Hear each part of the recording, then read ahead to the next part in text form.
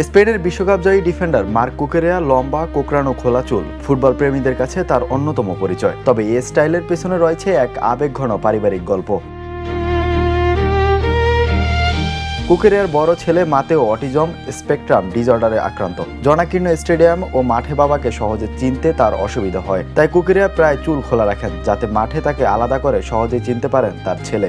এমন গল্প সম্প্রতি ব্যাপকভাবে ছড়িয়ে পড়েছে। একই সঙ্গে কুকেরিয়া ও তার সঙ্গী ক্লাউদিয়া রদ্রিগেজ অতীতে প্রকাশ্যে তাদের ছেলের অটিজম এবং সেই অভিজ্ঞতা নিয়ে আবেগঘন কথা বলেছেন। একজন ফুটবল তারকা হয়েও তিনি দেখিয়েছেন পরিবারের ভালোবাসা আর সন্তানের হাসি জীবনের সবচেয়ে বড় অর্জন। তার এই সিদ্ধান্ত শুধু একজন ক্রীড়াবিদের নয়, একজন দায়িত্বশীল বাবার ভালোবাসারও প্রতীক। ফুটবল মাঠে ট্রফি জেতার পাশাপাশি কোটি মানুষের হৃদয়ও জয় করে নিয়েছেন মার্ক কুকেরিয়া।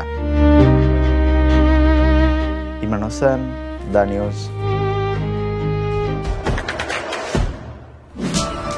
দেশে দেশে সবার সাথে দ্য নিউজ।